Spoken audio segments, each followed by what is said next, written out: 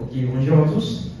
Je suis bienvenu Juvenal. J'ai des questions à moi de ces coordonnateurs et des premiers panélistes.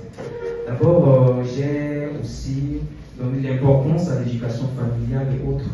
Mais dans votre présentation, j'ai vu que vous avez beaucoup plus mis l'accent sur l'éducation parentale. Alors que par contre, il y a certains enfants qui ont perdu leurs parents, il y a certains enfants qui sont délaissés partout dans la rue et autres.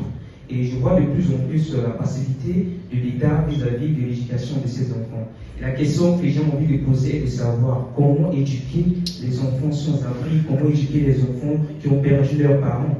Maintenant, la deuxième question va à l'endroit de la grande juriste sur l'égalité entre les hommes et les femmes, sur les conventions ratifiées par la République centrafricaine, sur le point d'égalité surtout.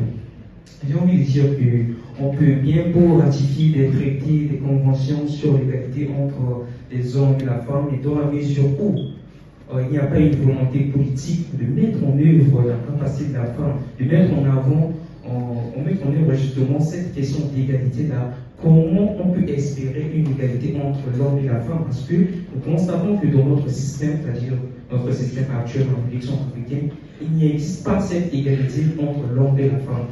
La preuve est simple, même si vous allez dans les institutions, dans les administrations, partout, il y a toujours cette question, en quelque sorte, d'une domination ostensible des hommes sur la femme. Donc, je voudrais vous demander comment mettre en œuvre, en vrai de vrai, l'égalité entre la femme et les hommes en République centrafricaine.